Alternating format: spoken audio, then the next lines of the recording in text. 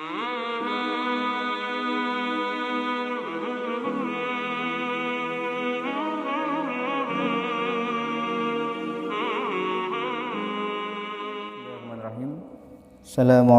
warahmatullahi wabarakatuh. Alhamdulillahirabbil alamin, nahmaduhu wa nasta'inuhu wa natubu ilaih.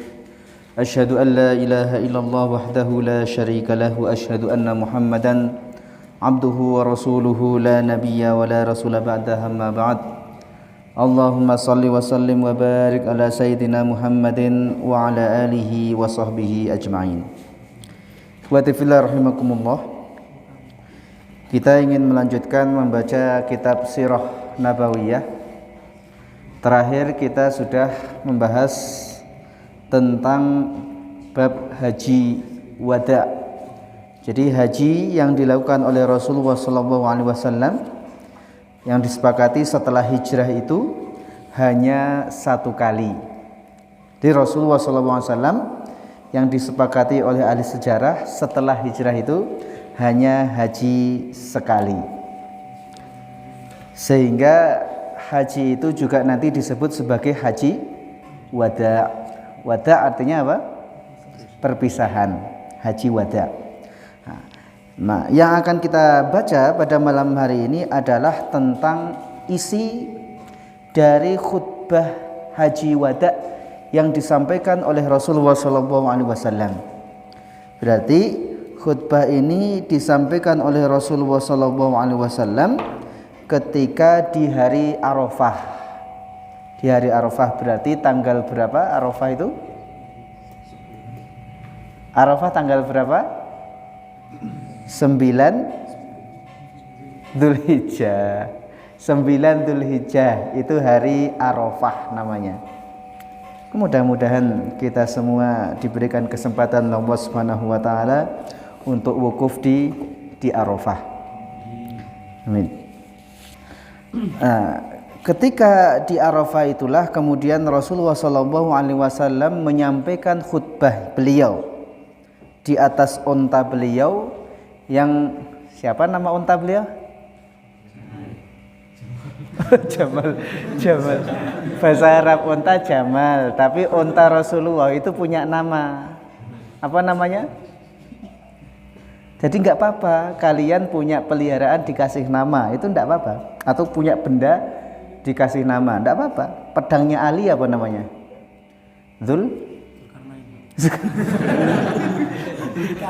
Dzulfikar. Enggak apa-apa. Rasulullah punya unta, untanya pun dikasih nama, namanya Qaswa. Ya. Nah, Rasulullah SAW menyampaikan dalam khutbah wada'nya itu beberapa hal. Ya, mungkin tidak kita baca semuanya.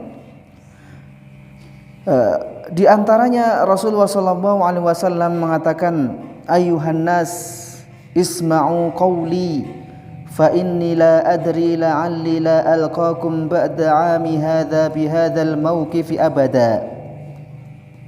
Nah, tapi perlu diketahui, mungkin nanti ketika kalian baca buku yang lain akan dijumpai redaksi yang agak berbeda karena ada beberapa versi tentang khutbah wada' ini. Nah, di antara yang disebutkan oleh perawi adalah khutbah yang kita baca. Ayuhan nas, wahai manusia, isma'u qawli. Nah, kita bayangkan Rasulullah di atas unta, kemudian Rasulullah menyampaikan khutbahnya. Isma'u qawli, dengarkan ucapanku. Fa inni la adri la'alli la alqakum ba'da 'ami hadza bi hadzal mauqifi abada. Saya tidak tahu. Mungkin saya tidak lagi bertemu dengan kalian setelah tahun ini di tempat seperti ini, di keadaan seperti ini. Jadi Rasulullah sudah mengatakan, dengarkan ucapanku, mungkin kita tidak akan bisa lagi bertemu di kesempatan yang sama tahun depan. Nah, Berarti apa? Isyarat lah ya. Macam isyarat bahwa mungkin Rasulullah SAW umurnya tidak sampai haji tahun depan. Maka ini alam. Nah, dari mana Rasulullah SAW tahu itu? Yang jelas beliau Nabi, beliau Rasul, beliau menyampaikan itu. Maka kemudian Rasulullah menyampaikan beberapa pesannya. Ayuhan nas, inna dima'akum wa amwalakum haramun alaikum ka hurmati yaumikum hadha fi syahrikum hadha fi baladikum hadha.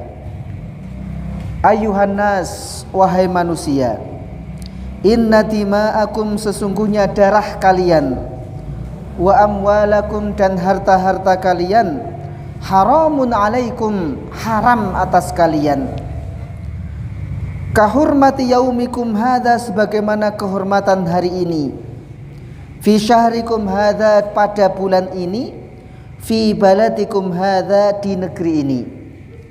Jadi pesan pertama Rasulullah SAW, Rasulullah berpesan agar umatnya itu menjaga darah dan harta. Jadi darah dan harta itu bahasa mana aja? Merapat. Basah, mengompol.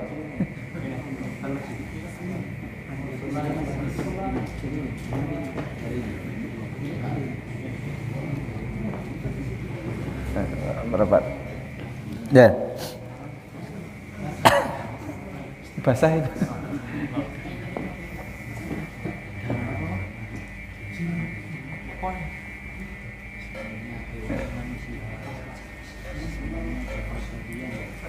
Udah. Ya.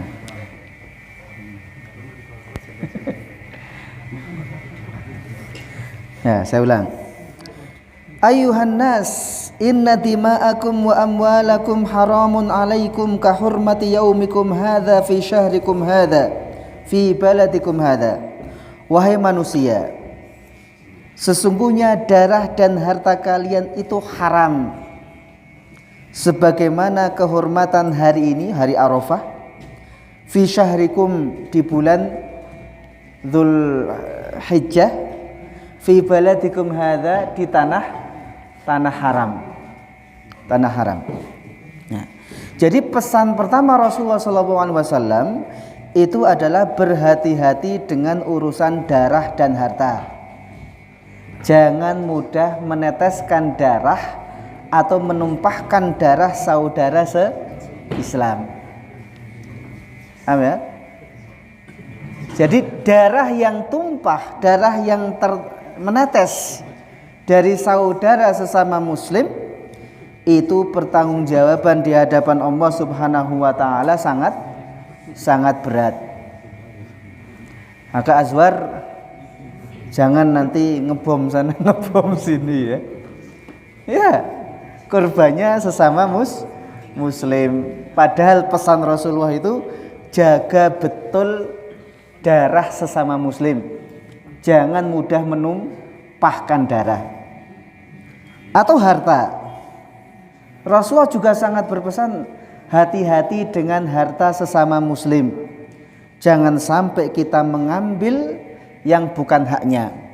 Bahkan dalam bab zakat pun Rasulullah mengingatkan, hati-hati mengambil harta zakat. Iyyakum wa karaima amwalihim, gitu kan. Takutlah kalian mengambil harta zakat itu diambil dari harta yang sangat mereka muliakan. Jadi kalau toh mau diambil, maka ambil harta yang ya pertengahan. Orang punya sapi banyak, ya kan? Sehingga dia sudah wajib untuk membayar zakat sapi. Nah, ketika diambil zakatnya, maka ambillah sapi, jangan sapi kesayangan dia, yang sangat dia itu. Jangan, tidak boleh. Nah, jadi hati-hati ya. Yang pernah berurusan dengan harta milik orang lain, segera selesaikan sekarang. Yang hutang uang punya kawannya siapa? Selesaikan. Ya, yang masih punya tanggungan hutang kawan sama kawan, selesaikan sekarang. Loh, itu pesan Rasulullah. Haramun alaikum. Jangan sampai, apalagi kalian misalnya punya niat sama sekali tidak mau mengembalikan. Yang ngobrol, ada yang punya utang sama kawannya? Ada, segera selesaikan. Kenapa? Jangan sering berhutang ya. Jangan sering berhutang. Jangan membiasakan diri dengan hutang. Cukuplah hidup semampu kita, tidak usah terbawa oleh gaya hidup orang lain, nanti kalian nyaman. Tapi kalau kalian ngikuti orang lain di luar batas kemampuan kalian, maka nanti kalian akan repot sendiri. Utang sana, utang sini. Selesaikan. Siapa yang paling banyak utangnya? Siapa?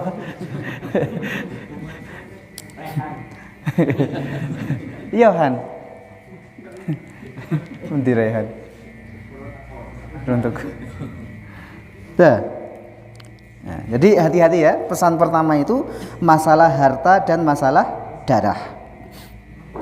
Kemudian Rasul mengatakan, ala wa inna kulla syai'in min amril jahiliyyati tahta qadami mawdu'un wa tima'al jahiliyyati mawdu'atun wa inna awwala damin ada'u min tima'ina damu ibni Rabi'ata ibn al-Harith wa ribal jahiliyyati mawdu'un wa awwalu riban ada'u ribal Abbas ibn Abdul Muttalib fa innahu mawdu'un kulluh.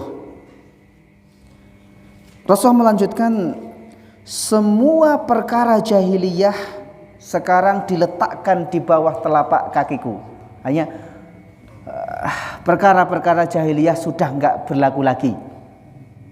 Buang itu perkara-perkara jahiliyah. Termasuk masalah darah yang tertumpah di masa jahiliyah.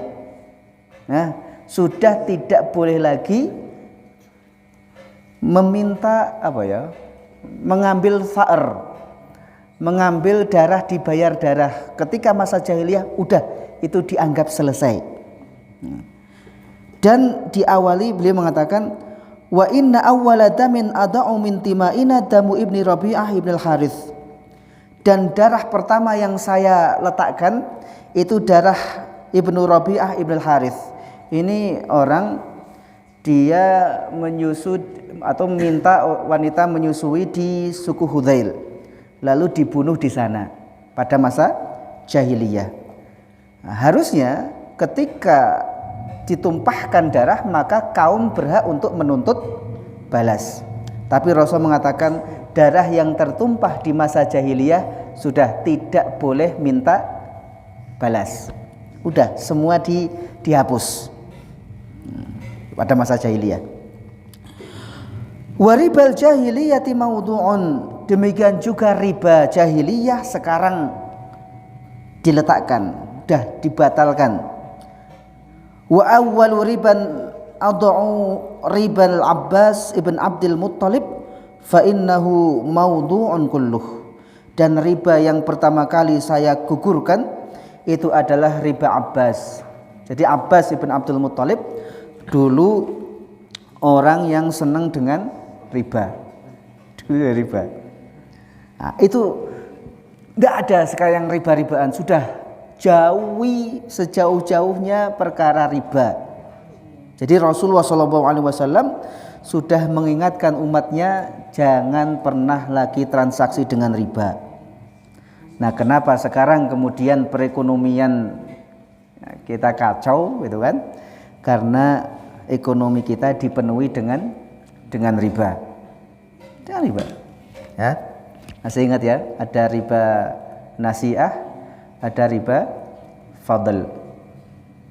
Riba fadl itu kalau ada kelebihan di salah satu barang yang sejenis beras payo ditukar dengan beras biasa, sama-sama beras, kalau yang satu kilo beras payo 1 kilo ditukar dengan beras bulog 2 kilo, maka karena dia masih sama-sama beras, selisih 1 kilo itu disebut riba fadl. Itu tidak boleh. Nah, jadi kalau masih sama-sama beras, syaratnya 2. Satu adalah sama jumlah timbangan dan takarannya. Yang kedua adalah yadan biyadin, tangan dengan tangan, cash dengan cash. Kalau kalau bendanya berbeda jenis, maka syaratnya 1, yaitu yadan biyadin. Beras 1 kilo boleh ditukar dengan jagung 2 kilo. Boleh. Kenapa? Karena sudah beda jenis. Syaratnya cuma 1, berasnya cash, jagungnya juga cash. Kalau 1 cash 1 tunda, maka jatuhnya riba nasi'ah. Riba nasi'ah. Uang rupiah ditukar dengan rupiah, kan? 100.000 rupiah 1 lembar ditukar dengan 10 ribuan rupiah, maka kalau 100.000 rupiah ditukar cuma dapat 9 lembar 10.000, maka selisih yang 10.000 itu adalah riba. Terus bagaimana kalau mau nukarkan? Maka Bapak bisa nukarkan sendiri ke bank, kan? Nukarkan sendiri ke bank. Wah, saya nggak ada waktu. Kalau nggak ada waktu, akadnya pakai akad jasa. Azwar, kamu nganggur kan? Azwar, kamu nganggur? Nah, ini saya kasih kerjaan. Apa kerjaannya? Ini saya punya uang 1 juta 10 lembar, ya kan? 100 ribuan. Kamu tukarkan ke bank 10 ribuan. Jasanya nanti saya kasih kamu 50.000. Maka akad jasa seperti itu boleh. Jadi uangnya tidak diperjualbelikan, tapi akadnya akad jasa. Cuma akad jasa biasanya mau nukarkan 1 juta, yo upahnya segitu, 10 juta pun sama. Itu bedanya. Paham ya? Nah, jadi Rasulullah SAW mengingatkan tentang bahaya riba. Maka jauhi riba. Terus, ayuhan nas, inna syaitan qad ya'isa min an yu'bada bi ardikum hadha abada, hadhihi abada. Walakinnahu in yuta' fi ma siwa dzalik faqad radiya bihi mimma tahqiruna min a'malikum. Wahai manusia, setan itu sudah putus asa. Ya. Sudah putus asa artinya dia merasa tidak mungkin orang mau menyembah setan. Itu setan sudah putus asa. Enggak adalah orang yang akan menyembah setan. Tetapi hati-hati, mungkin setan tidak ingin menyesatkan kalian sampai kalian menyembah setan. Tapi mungkin kalian akan disibukkan dengan hal-hal yang sepele. Nah, itu pun sudah cukup menjadi setan ridho. Paham? Mungkin tidak harus kalian sujud kepada setan, tidak sampai segitunya. Tapi dengan kalian disibukkan dengan perkara-perkara sepele, itu sudah menjadikan setan senang. Ya? Yang harusnya kalian bisa murojaah, disibukkan dengan ngobrol yang gak jelas ngalor ngidul. Wah, itu setan sudah senang. Kalian nganggap itu sepele, sepele ngobrol sana ngobrol sini, waktu habis, pulang, kan itu, ya kan? Itu tidak usah kalian sampai nyembah dia. Ketika kalian terjatuh dalam bab seperti itu saja, itu sudah menjadikan setan senang karena ada umatnya Nabi Muhammad yang kemudian menghabiskan waktunya dengan hal-hal yang tidak bermanfaat. Itu setan sudah senang. Maka hati-hati. Nah, hati-hati. Sehingga Rasulullah SAW fahdharu ala dinikum. Berhati-hatilah dengan agama kalian. Jaga betul. Jangan sampai bocor dengan hal-hal yang seperti itu. Tidak syirik, tapi tadi setan masuknya dibuatlah. Misalnya gini, ada tingkatan-tingkatan. Yang pertama mungkin setan akan mengajak orang untuk langsung nyembah setan. Kalau bisa. Tidak bisa pun, tidak apa-apa. Tidak apa-apa. Tetap biarkan dia beribadah, tapi nanti dibisikkan kepada dia untuk merubah-rubah ibadah, gitu kan? Ya, tidak bisa juga. Maka setan gini, jauhkan dia dari hal-hal yang sunnah. Udah cukup yang wajib aja. Ini kan sunnah, cukup yang wajib toh. Yang sunnah nggak usah, nggak dosa juga, gitu kan? Mulai disedikitkan itu. Nggak bisa juga dia tetap sholat sunnah. Mulai, ini mubah. Disibukkan dengan hal mubah. Ini enak permainan ini mubah boleh, nggak ada yang mengatakan haram, gitu kan? Jadi dari yang sunnah kemudian disibukkan untuk melakukan hal yang mubah, tapi terus asik dengan hal yang mubah sampai yang sunnah kemudian tidak lagi diperhatikan. Jadi ada tahapan-tahapannya, tergantung seperti apa. Maka kalau setan melihat umat Nabi Muhammad itu ya tadi terjerumus dalam hal-hal yang disepelekan, itu pun sudah membuat setan senang. Ya, ada aja. Kalian murojaah sedang suntuk kadang ngobrol. Rencananya ngobrol cuma 10 menit, keasikan sampai jam habis itu. Iya kan? Ngalor sana sampai jam habis, pulang. Setan udah senang. Hari ini saya berhasil. Seharusnya mereka murojaah, habis waktunya hanya untuk ngobrol. Paham, San?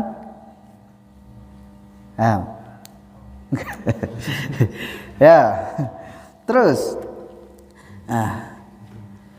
Rasulullah SAW ketika khutbah wada juga berwasiat tentang masalah wanita. Ittaqullaha fin nisa fa innakum innama akhadtumuhunna bi amanillahi wastahlaltum furujahunna bi kalimatillah. Inna lakum alaihinna haqqan wa lahunna alaikum haqqan.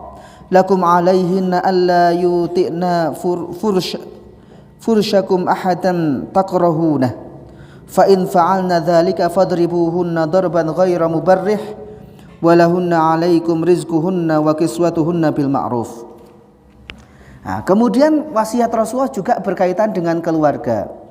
Ini ketika di Haji Wada. Maka menunjukkan masalah keluarga ini adalah perkara yang sangat penting.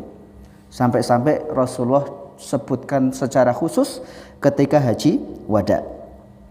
Ittaqullaha fin nisa, takutlah kalian, bertakwalah kalian kepada Allah dalam mengurusi para wanita, berkaitan dengan wanita. Fa innakum innama akhadtumuhunna bi amanillah wastahlaltum furujahunna bi kalimatillah. Karena ketika kalian mengambil mereka dari orang tuanya, itu kalian ambil dengan memikul amanah dari Allah. Ketika kalian meminta kepada walinya, kemudian wali itu menyerahkan kepada kalian, maka kalian berarti sudah mengambil amanah tersebut. Wastahlaltum furujahunna bi kalimatillah. Demikian juga ketika kalian menikahi dia, maka yang tadinya haram sekarang menjadi halal, maka kalian halalkan yang haram itu dengan kalimat Allah. Ya, ketika orang menikah itu, maka hati-hati. Menikah bukan perkara main-main. Menikah bukan perkara main-main. Oh, saya senang nikah. Itu amanah dari Allah Subhanahu wa taala. Kalau bahasa Qur'annya mitsaqan ghalidha, perjanjian yang berat. Maka jangan sampai kalian meminta untuk menikahi seorang wanita hanya untuk dijadikan mainan. Maka Rasulullah sampai wasiat khusus. Bertakwalah kepada Allah dalam bab wanita, jangan sampai kalian kemudian mempermainkan mereka. Itu benar-benar amanah yang harus kalian jaga, bukan kemudian untuk kalian permainkan seenaknya. Maka kalau kalian memang merasa sudah bisa bertanggung jawab, silahkan, kan? Ya ma'syaros sabab man istata'a minkumul ba'ah falyatazawwaj. Kalau kalian memang sudah ada kemampuan itu, silakan menikahlah. Tapi kalau belum, apa perintah Rasulullah? Suruh puasa. Fa innahu lahu wija. Itu yang akan menjadi tali kekang kalian. Nah, kalian bisa menilai diri kalian sanggup belum bertanggung jawab dengan segala konsekuensinya itu. Ngambil perjanjian yang berat itu. Berat.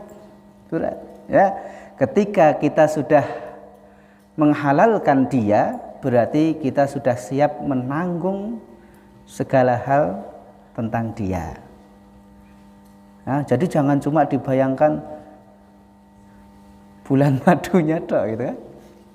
Setelah itu tanggung jawabnya lebih berat. Nanti ada anak. Bukan untuk main-main. Kalau belum siap, jangan main-main di situ. Jangan main-main di situ. Paham? Jangan ngasih harapan-harapan. Siapa yang suka menebar harapan? PHP. Hati-hati. Nah, kalau belum sanggup, Dian, nggak usah deket-deket dulu. Kalau sudah sanggup, nggak apa-apa. Yuk, saya antarkan ke orang tuanya. Kalau kalian memang sudah siap bertanggung jawab. Kalau belum, sudah puasa. Zuhur, dah. Ya, karena ada hak dan kewajiban nanti di situ yang tidak ringan. Apa di antara hak dan kewajibannya? Rasul mengatakan innalakum alaihinna haqqan walahunna alaikum haqqan. Kalian para suami itu punya hak atas istri, sebagaimana para istri juga punya hak atas suami. Di antara haknya adalah lakum alaihinna alla yuti'na fursyakum ahadan takrahuna. Kalian punya hak, para suami punya hak agar istri tidak memasukkan orang yang tidak suami sukai ke rumahnya, meskipun saudara sendiri. Itu boleh. Nelpon, siapa yang nelpon? Si fulan. Suami nggak suka sama si dia. Wah, dia ngapain dia? Pengen mampir ke rumah? Nggak usah. Itu hak suami, boleh. Ya. Nggak usah lah. Setiap kali dia datang pasti jadi masalah gitu kan? Pasti jadi masalah. Entah ada apa dikomentari, terus kamu jadi terprovokasi, terus kita berantem. Nah, saja. Setiap kali saudaramu yang itu datang ke rumah, kita habis itu bertengkar. Kamu terprovokasi sama dia. Kalau dia nelpon mau datang, mending nggak usah datang. Itu boleh. Suami punya hak itu. Fa in fa'alna dzalika fadribuhunna darban ghaira mubarrih. Bahkan Rasul mengatakan, seandainya sudah kamu larang, ternyata dia tetap membolehkan mengajak masuk orang yang kamu para suami tidak sukai, maka pukullah istri itu. Jadi boleh memukul istri, tapi batasannya, dhawabitnya darban ghaira mubarrih. Pukulan bukan untuk menyakiti. Pukul tapi tidak sampai lebam-lebam biru-biru, bukan itu. Matanya kelihatan sebelah terus pulang ke rumah orang tuanya gara-gara kalian hajar. Bukan itu maksudnya. Darban ghaira mubarrih. Boleh memukul. Rasulullah yang mengatakan boleh. Itu kan Rasulullah yang mengatakan boleh. Tetapi tadi batasannya adalah pukulan yang tidak untuk menyakiti. Maka pukulan tidak dilakukan di daerah-daerah vital. Wajah, tidak boleh mukul wajah. Nah, tidak boleh mukul wajah. Maka sebagian ulama itu ada yang mengatakan, terus gimana pukulan ghairu mubarrih? Ada yang mengatakan pukulan menggunakan siwak. Tahu siwak? Gosok gigi, tuk gitu. Paham? Bukan kemudian kalian hajar habis itu tangan patah. Bukan itu. Laki-laki suami boleh mukulin istri. Bukan. Boleh, tapi tadi ghairu mubarrih. Walahunna alaikum rizquhunna wa kiswatuhunna bil ma'ruf. Nah, sementara istri punya hak atas kalian para suami adalah bab rizki dan pakaian. Nah, tidak ada batasnya bil ma'ruf. Nah, sesuai dengan ma'rufnya yang dikenal berapa. Karena kemampuan masalah nafkah ini masing-masing orang berbeda. Maka tidak ada disebutkan harus berapanya itu tidak. Nah, mampu kalian berapa? Yang jelas ya, kalian nanti sebagai seorang suami harus menjadikan diri kalian layak untuk memikul amanah itu. Nah, karena sebagian ada yang menyedihkan ya, suami sama sekali tidak mau kerja. Kadang istrinya yang sampai ngemis-ngemis minta pekerjaan pada orang lain. Begitu diizinkan, ternyata memang suaminya yang sama sekali tidak mau kerja. Akhirnya istrinya malu apa. Jangan kerja, halal lakukan. Yang penting halal, tidak apa-apa. Nanti ketemu kalian, sedang apa? Ngojek kendang, tidak apa-apa. Daripada ketemu, aduh, sedang digebuki nyolong berapa. Ustaz Suparman apa enggak sedih ya? Alumni Alitkon gebuki nyolong berapa. Ya adalah, saya yakin tidak ada lah ya. Kerja, cari yang halal, apapun itu jaga.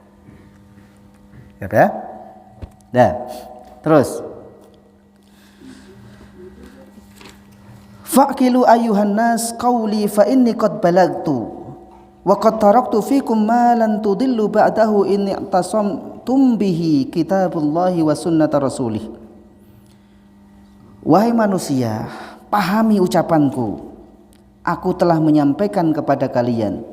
Aku telah meninggalkan untuk kalian dan kalian tidak akan tersesat selama-lamanya selama kalian berpegangan dengan hal itu. Apa yang aku tinggalkan? Kitaballahi wa sunnata rasulih. Aku telah meninggalkan untuk kalian kitabullah dan sunnah rasulnya. Selama kalian berpegang dengan dua hal itu, maka kalian tidak akan tersesat. Nah, cuma untuk memahami dua hal itu harus melalui pemahaman para ulama. Karena bisa jadi orang ingin langsung memahami kitabullah dan sunnatul rasulih, tetapi karena keterbatasan ilmunya kemudian dia salah faham. Karena tidak mudah.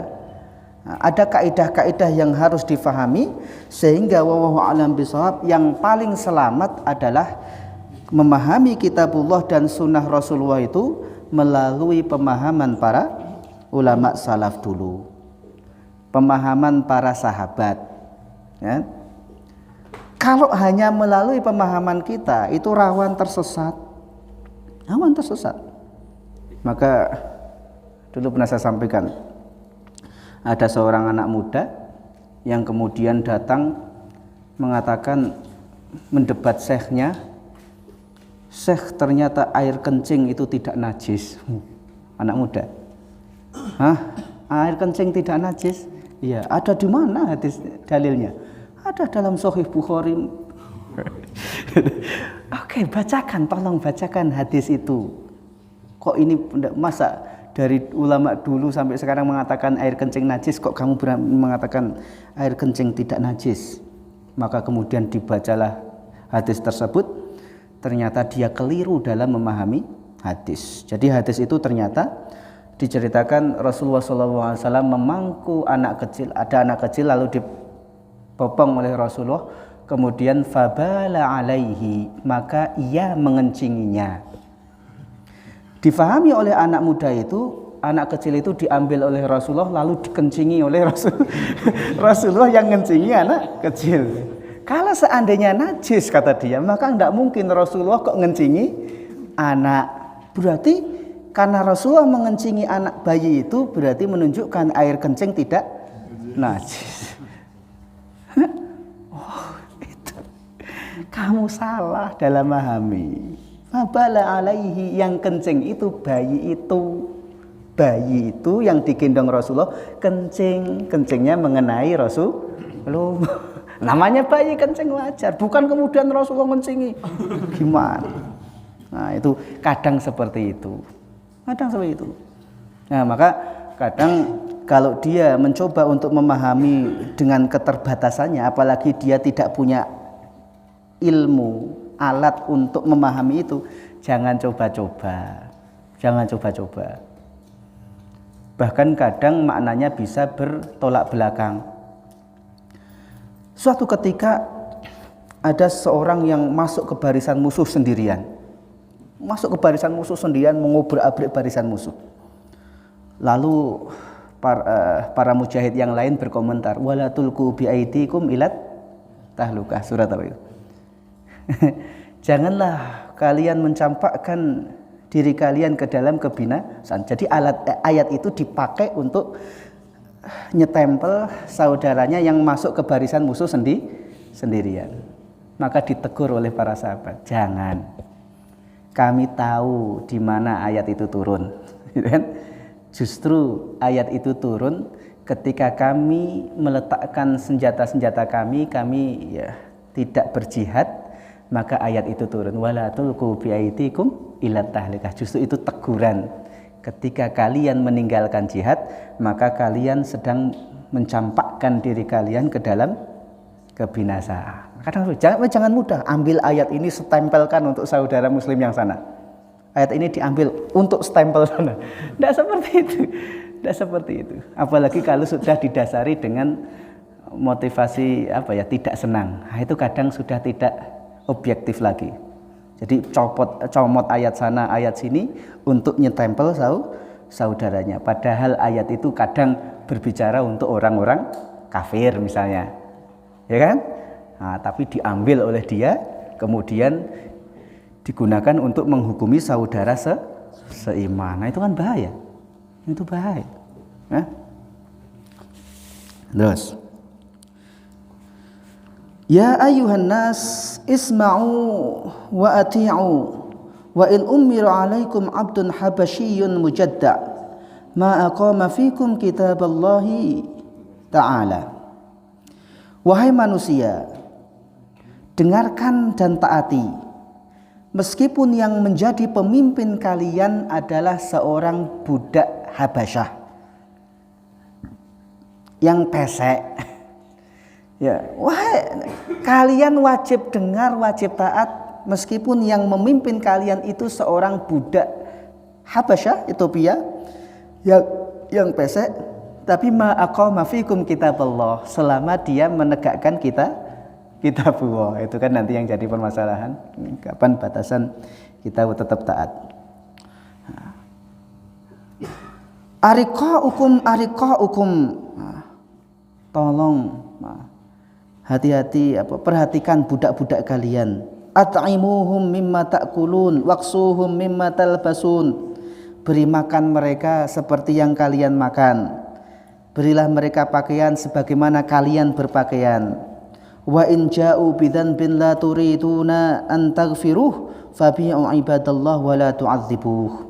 Rasul mengatakan, kalau para budak itu melakukan kesalahan yang tidak bisa kalian maafkan, maka jual, jangan kalian siksa. Nah itu masalah budak pun Rasulullah berpesan. Nah, terus pesan Rasulullah berikutnya, ini adalah masalah persatuan. Masalah persatuan umat Islam.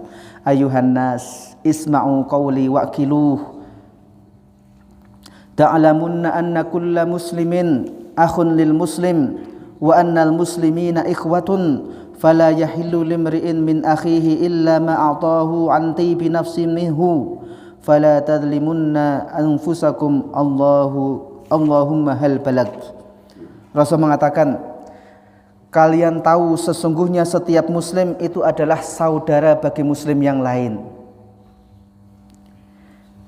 Kaum muslimin itu bersaudara, maka tidak halal bagi kalian harta saudaranya kecuali yang dia berikan dengan sesuai dengan keinginannya. Maka janganlah kalian mendolimi diri kalian.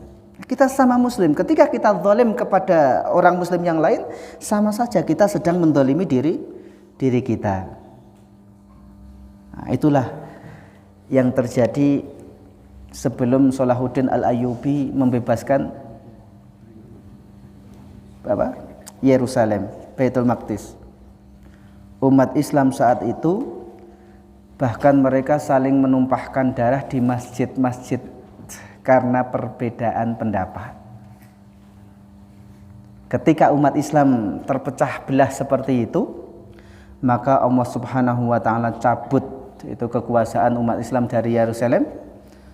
Allah berikan kepada musuh-musuh Islam. baru nanti yang dilakukan oleh Salahuddin Al-Ayyubi itu, Salahuddin mempersaudarakan kembali semua umat Islam, baru kemudian Allah memberikan taufik kepada umat Islam untuk merebut kembali Yerusalem. Maka sekarang kita tahu, kalau sekarang yang menguasai Yerusalem siapa? Orang Yahudi. Maka berarti kurang lebih kondisi umat Islam juga sedang seperti itu dulu sebelum Salahuddin membebaskan Baitul Maqdis Palestina itu. Sama, kacau balau, terpecah belah. Salahuddin Al-Ayyubi ingin mengumumkan jihad, tapi dilihat masjidnya subuhnya masih sepi, maka nggak jadi diumumkan, percuma, belum bisa. Mau diumumkan jihad untuk pergi ke Yerusalem, dilihat subuh di masjid itu masih sepi. Setelah subuh di masjid itu ramai, barulah Salahuddin, yuk kita berangkat ke Yerusalem. Maka kemudian berangkatlah umat Islam dan dibuka itu Yerusalem. Nah, jadi kalau subuh masih sepi kita mau Allahu Akbar, kayaknya belum bisa. Tugas kita semua bagaimana nanti umat Islam itu kembali ke masjid-masjidnya. Umat Islam itu kembali dekat dengan Qur'annya. Umat Islam itu kembali seperti sabda Rasulullah, seperti bangunan yang saling menguatkan. Nah, itu ciri kebangkitan umat Islam. Kalau belum berarti masih jauh. Ya mudah-mudahan. Kalau itu tidak kami jumpai di masa yang sudah tua-tua, tapi nanti di masa kalian itu akan terwujud. Nah, baru kan Salahuddin berangkat, terbuka itu Yerusalem. Buka Yerusalem. Nah, tanpa pembantaian, tidak ada pertumpahan darah besar-besaran di situ, kan gitu. Beda ketika dulu umat Islam dikalahkan oleh pasukan salib, maka dibantai habis-habisan sampai darah itu menggenang selutut kuda perang di jalanan Yerusalem. Jadi nggak usah aneh, kenapa sekarang kok dikuasai oleh orang Zionis? Ya karena umat Islamnya masih belum akhul muslim, masih senang cakar-cakaran, masih senang bertengkar sesama mereka. Itu yang kami tidak ingin. Nah, sudahi. Wasatalqauna rabbakum fala tarji'u ba'di dhulalan yadribu ba'dukum riqaba ba'd. Dan kelak kalian akan bertemu dengan Rabb kalian, maka janganlah kalian kembali sepeninggalku atau setelahku, kalian kembali tersesat, milih kembali jalan kesesatan. Yadribu ba'dukum riqaba ba'd, kalian kembali saling bunuh-bunuhan. Itu Rasulullah sudah mengingatkan.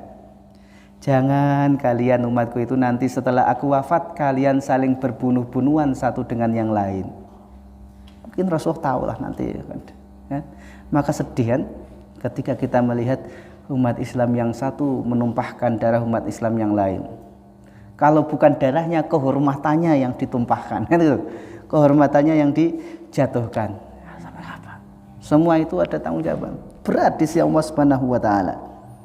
Maka Rasulullah ulang itu kan. Rasulullah ulang, jangan kalian tumpahkan darah sama muslim. Di sisi Allah Subhanahu wa taala hitung-hitungannya sangat berat. Ala liyuballigh asyahidul ghaiba, hendaklah yang hadir hari ini menyampaikan kepada yang tidak hadir. Fala'alla ba'du man yuballighu an yakuna aw'alahu min ba'di man sami'ah. Karena bisa jadi orang yang tidak bisa mendengar langsung tapi dia lebih paham dibandingkan orang yang dengar langsung. Pokoknya kalian sampaikan pesanku ini kepada orang yang tidak hadir. Bisa jadi orang yang tidak hadir dia lebih paham dibandingkan yang mendengar secara langsung. Kadang kan seperti itu. Kadang seperti itu. Wa antum tus'aluna anni fama antum qailun. Nanti kalau kalian ditanya tentangku, tentang Rasulullah, apa yang akan kalian katakan? Qalu nashhadu annaka qad ballaghta wa addaita wa nasahta. Kami bersaksi sesungguhnya engkau telah menyampaikan, telah menyempurnakan, telah berbuat secara maksimal. Faqala bi usba'ihi sababah yarfa'uha ila sama, Allahumma syhad, Allahumma syhad, Allahumma syhad. Lalu Rasulullah menggunakan jari telunjuknya diangkat ke langit, kemudian beliau mengatakan, ya Allah, saksikanlah aku telah menyampaikan itu semua. Aku telah sampaikan kepada umatku jangan mereka saling berbunuh-bunuhan. Aku telah menyampaikan kepada umatku mereka itu bersaudara, ya kan? Semua sudah disampaikan, ya Allah, engkau saksinya. Jadi kalau nanti ada umatnya yang melanggar pesan Rasulullah SAW, maka Rasulullah sudah terbebas dari hal itu. Paham ya? Nah, itu kurang lebih khutbah wada yang disampaikan oleh Rasulullah SAW ketika di Arafah.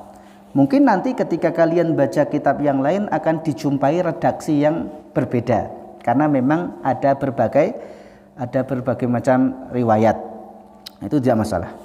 Nah, silahkan nanti itu kalian renungi kembali poin-poin khutbah wada yang disampaikan oleh Rasulullah SAW. Itu pesan akbar terakhir yang disampaikan oleh Rasulullah. Tidak mungkin kalau itu bukan sesuatu yang penting kok Rasulullah sampaikan ketika khutbah wada. Kenapa Rasulullah sampaikan? Karena itu sesuatu yang penting. Kalau penting maka jangan dilanggar. Nah, kalian saling bersaudara. Masalah perbedaan dari dulu ada perbedaan, dan zaman dulu para ulama juga mereka tidak bisa sepakat dengan satu pendapat, maka ya saling menghormati pendapat itu mungkin lebih masuk akal. Yang saya tidak mungkin kita menyatukan semuanya dengan satu pendapat saja. Wallahu a'lam bishawab, ya. Jadi itu untuk khutbah wada. Kita tutup dengan hamdalah dan kafaratul majlis. Bismillahirrahmanirrahim. Subhanakallahumma bihamdika asyhadu an la ilaha illa anta astaghfiruka wa atubu ilaik. Assalamualaikum warahmatullahi wabarakatuh.